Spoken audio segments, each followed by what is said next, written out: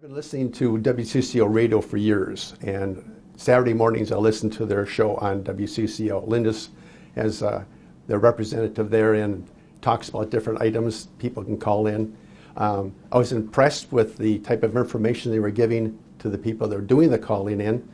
They also are preferred installers of the type of roof I currently have on my own home.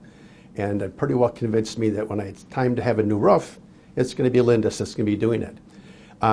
I then had a situation where my gutters had to be updated. And I had an older product on there, and I had the individuals that did that older product come out, give me an estimate, and Lindus had a special going. So I said, why not just check them out? And I had them come in.